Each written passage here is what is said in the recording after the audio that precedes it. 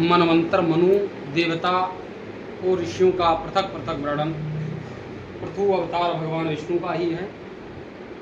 अब मनवंतर का वर्णन है। जन्मय उवाच मन्वंत्राणि सर्वाणि विस्तीर्ण तपोधन तेषां सृष्टि विसृष्टिम चा वेशम पायन कीर्तय। जन्मय जी कहते हैं कि तपोधन वेशम पायन जी सभी मनमंत्रों तथा उनकी सृष्टि और विलीन होने का वृतांत आप विस्तार पूर्वक कहिए। यावन्तौ वनश्चैव यावन्ताम कालमेव च। ब्रह्मन जितने मनु होते हैं, जितने समय तक एक मनमंत्र रहता है, उसको मैं ठीक ठीक सुनना चाहता हूँ। विषम पायन कहते हैं नाशक्यो विस्तरस्तात चक्रुम वर्ष सतेरपि मनमंत्राणाम कौरभ्य संक्षेव तेव में सुनो। हे तात, कौरभ्य मनमंत्र के विस्तार का तो 100 वर्षों में वर्णन नहीं किया जा सकता है, अतः मैं उसे संक्षेप में तुझसे कहता हूँ, उसे सुनो। तात कौरभ्य शाम्भु मनु सारोचिक मनु उत्तम मनु तामस मनु रेवत मनु एवं चाक्षुष मनु जो बीत गए हैं, और वर्तमान 7वें मनु का नाम वैवस्वत मनु है। अब भविष्य के मनमंत्रों का वर्णन करते हैं। तात सौवर्ण मनु भौत्य मनु रोच्य मनु एवं 4 सौर मेरु सावर्ण ब्रह्म सावरणी रुद्र सावरणी और मेरु सावरणी दक्ष सावरणी, ये 4 मेरु पर्वत पर तप करके सिद्ध हो। ये तब ये चारों मेरु श्रवणी कहलाते कहे गए हैं। तात मेरे भूत भविष्यत वर्तमान 14 मनुओं का गुरुओं से जिस प्रकार सुना था वैसा वर्णन किया।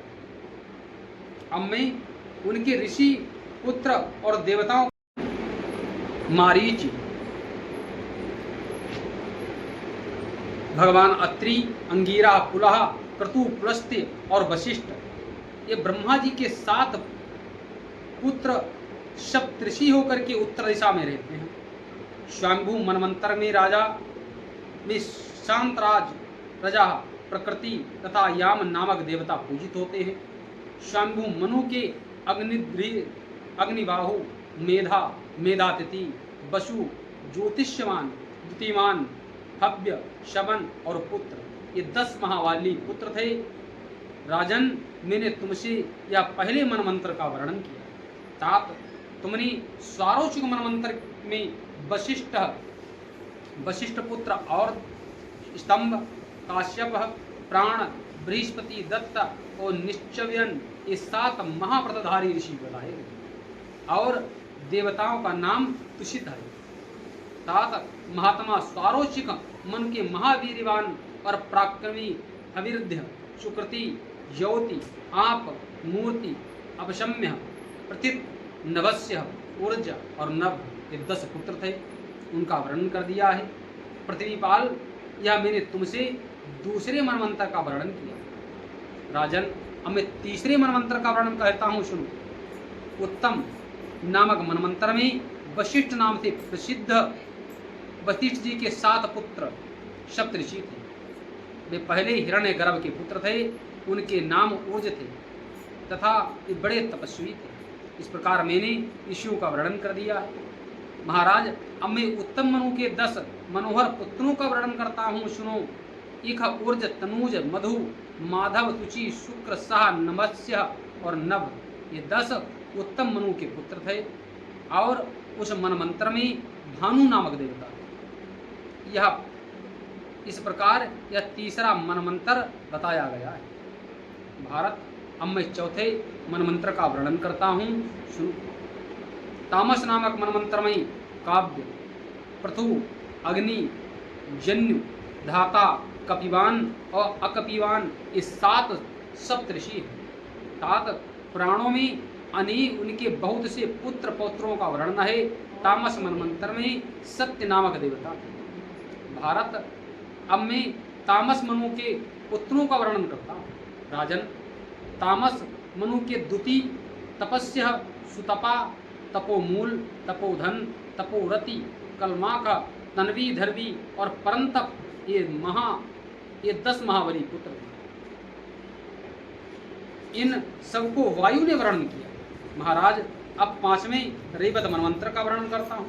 उस मनमंत्र में वेदबाहु, यदिग्रह, वेदशिरा मुनि, हिरण्य रोमा, पर्जन्य, सोमपुत्र, ऊर्ध्वबाहु और अत्रिपुत्र, सत्यनेत्र, ये 7 थे।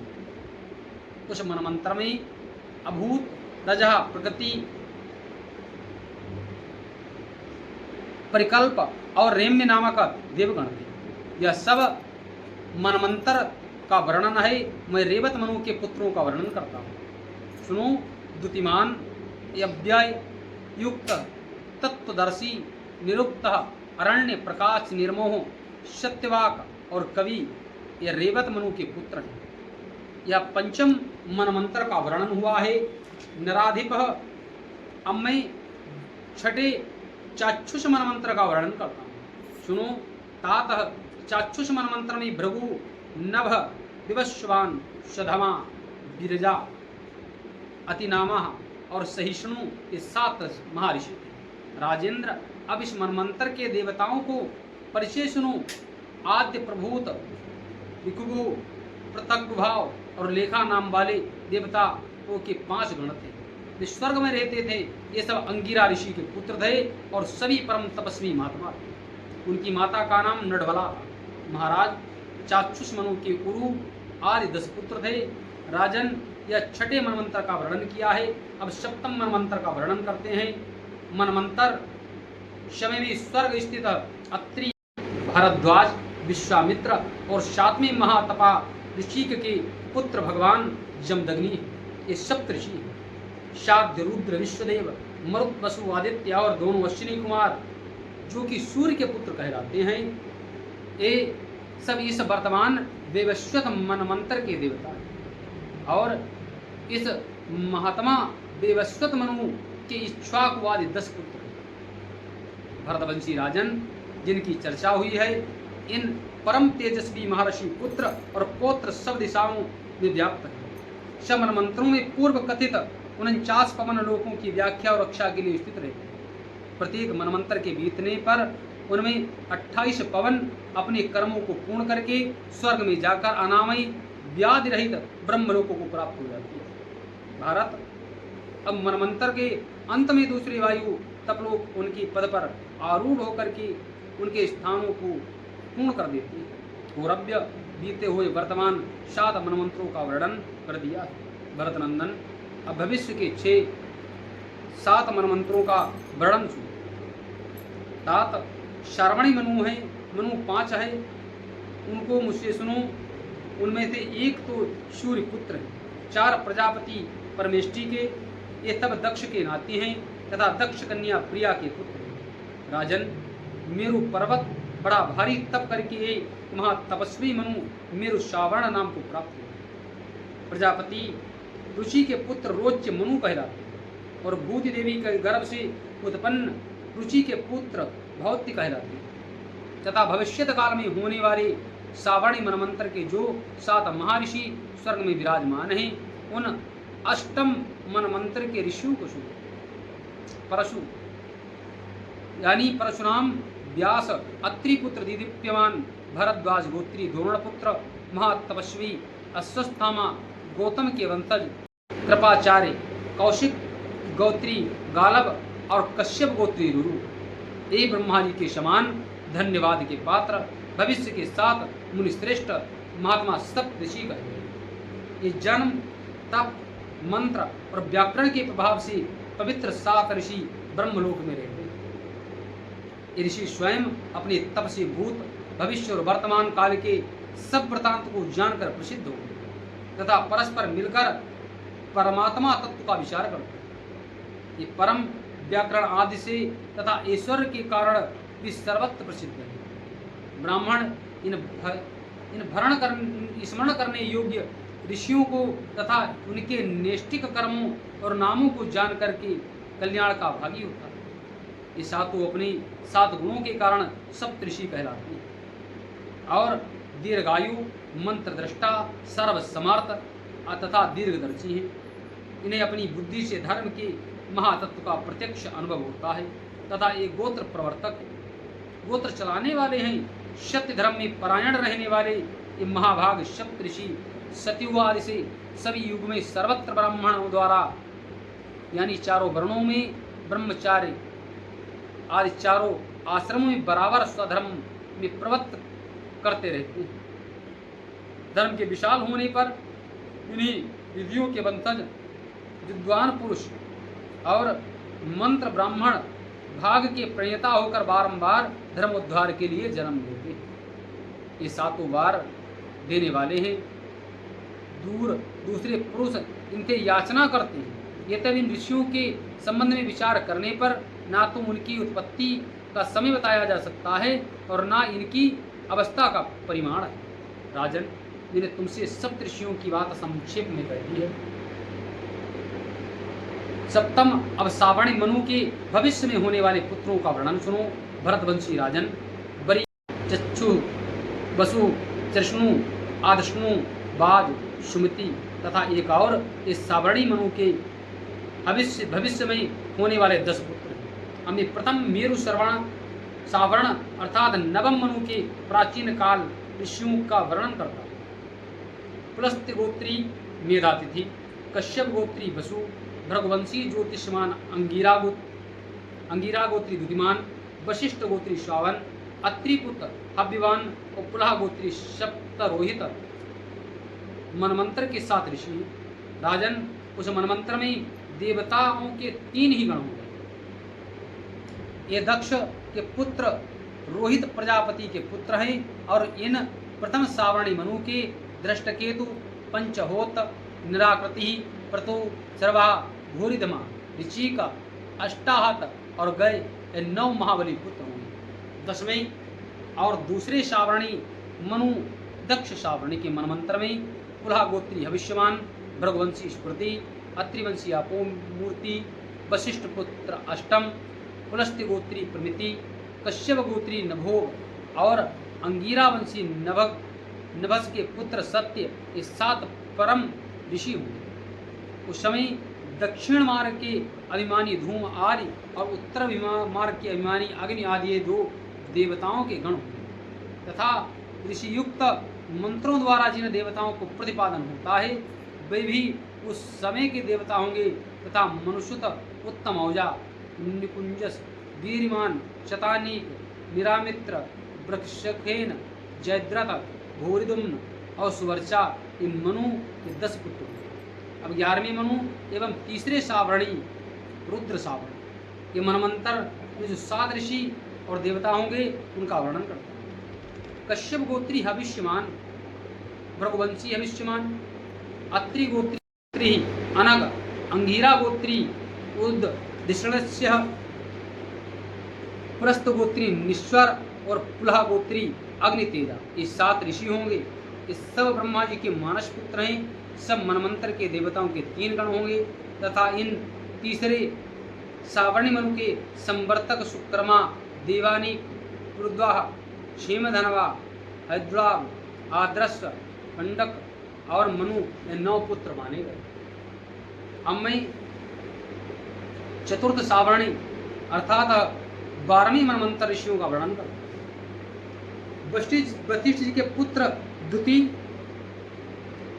अभिगोत्र में उत्पन्न सुतपा, अंगिरा गोत्री तपोमूर्ति कश्यप, गोत्री तपस्वी, पुलस्त्य वंश में उत्पन्न तपोशन, पुलह गोत्री तपोवर्ती और 7वां भृगवंशी तपोवृद्धि को समझना चाहिए। इस मनमंत्र में देवताओं के 5 गण हैं। ये तब ब्रह्मा जी के संकल्प से उत्पन्न हुए। इन 12वें मनु में के देववायु, अधूर, देवश्रेष्ठ, वितुरथ, मित्रवान, मित्रवेद, मित्रतेन, मित्रकृत, मित्रबाहु और सुवर्चा, ये 10 पुत्र होंगे। फिर भविष्य के 13वें मनु मनमंत्र अंगिरा गोत्री प्रतिमान, पुलस्त्यवंशी हव्यवाह, पुलह वंशोत्तज उत्पन्न तत्वदर्शी निर्मोह और वशिष्ठ गोत्री सुतपाय 7 महर्षि होंगे और देवताओं के 3 गण होंगे, ऐसा स्वयं ब्रह्मा जी ने कहा है। अब 13वें मनु रुचि के पुत्रों को इस प्रकार जानो। चित्रसेन, विचित्र नय, धर्मव्रत, धृत, सुनेत्र, क्षत्रवृद्धिक, शूतपा, निर्भय और दृढ़, ये 13वीं मनमंत्र में रोच्य नामक मनु के पुत्र हैं। 14वें भौत्य नामक मनु के मनमंत्र में भृगु गोत्र उत्पन्न अतिबाहु, अंगिरा गोत्री तुचि, अंगिरा युक्त अत्रि गोत्री शुक्र और वशिष्ठ गोत्री शुक्र तथा पुलह गोत्री अजीत, ये अंतिम सप्तऋषियों में। मनुष्य प्रातः काल उठकर इन भूत भविष्यत काल के महर्षियों का कीर्तन करने से सदा सुख पाता है, साथ ही वह बड़ा भारी यश पाता है और दीर्घायु होता है। भरतहर्ष उस समय देवताओं के 5 गण होंगे। भौत्य मनु के तरंगमीरु, बभ्र, तरस्वान, उग्र अभिमानी, प्रवीण, जिष्णु, संक्रंदन, तेजस्वी और सबल, ये 10 पुत्र होंगे तथा भौत्य मनु का अधिकार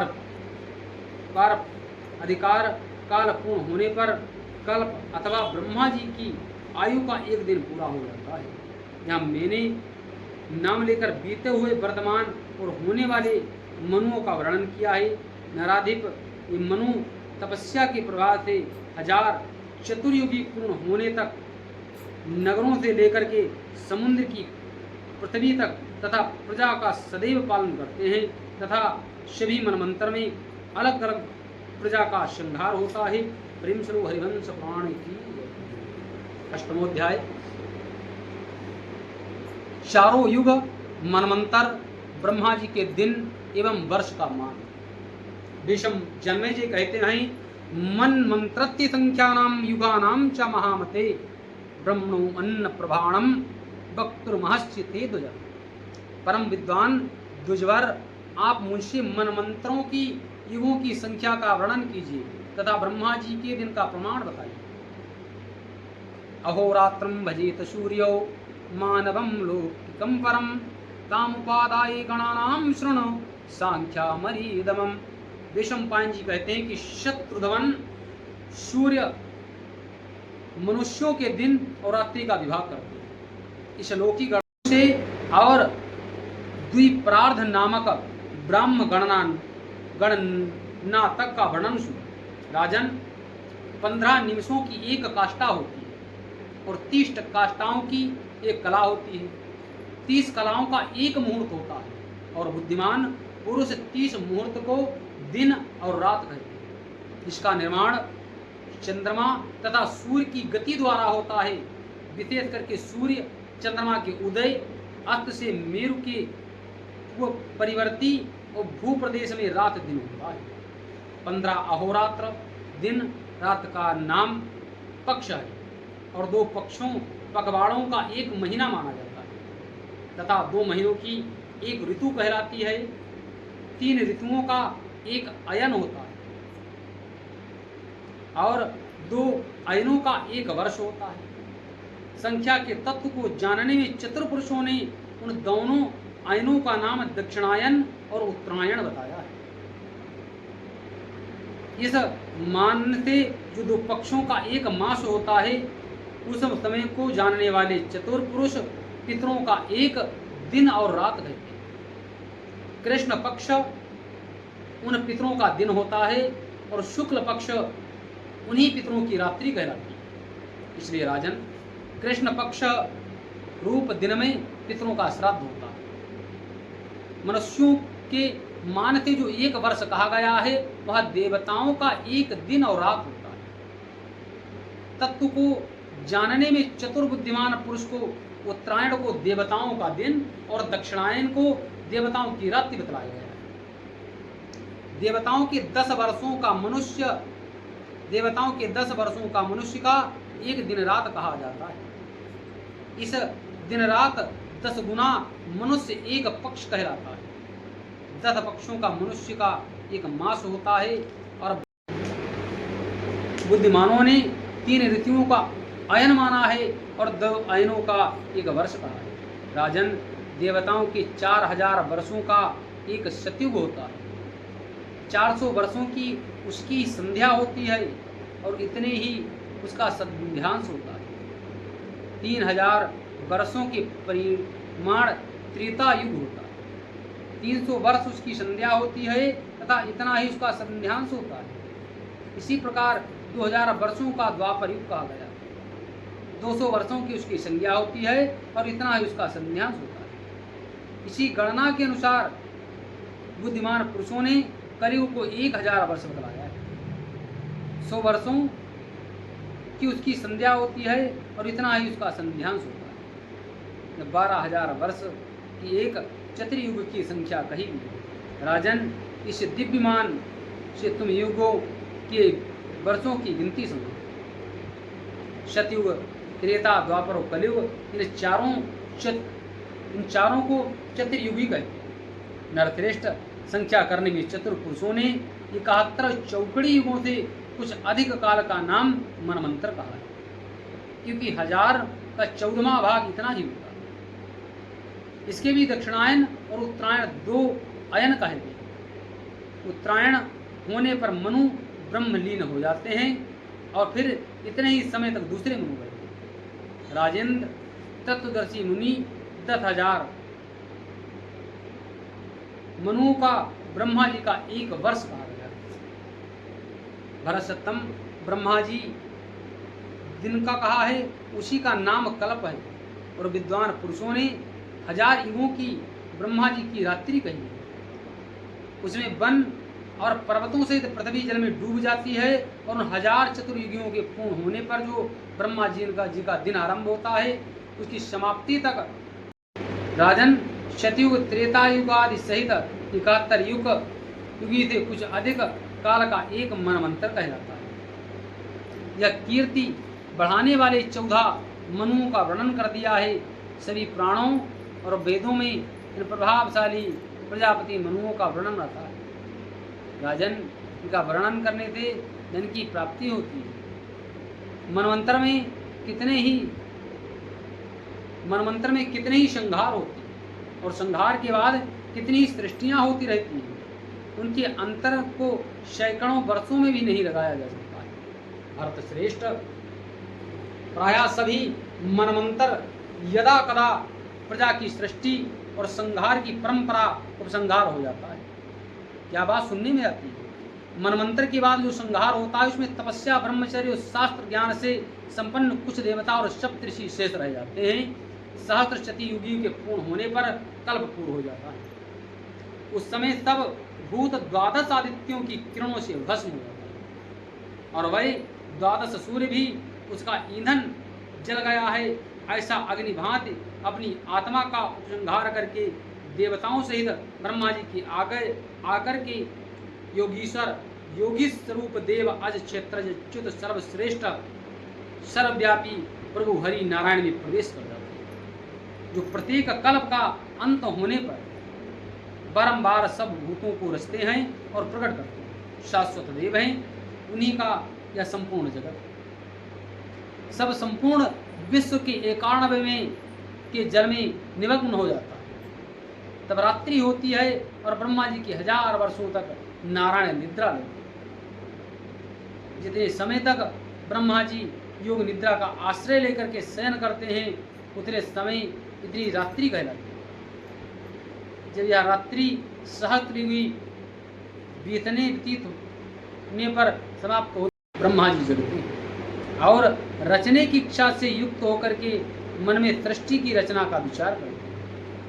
उस समय उनकी चेष्टा और स्मृति पहले की कल्प की तरह ही होती है। साथ उस समय ब्रह्मांड में सूर्य आदि देवताओं के पिंड में चक्षुषाद स्थान भी होते हैं।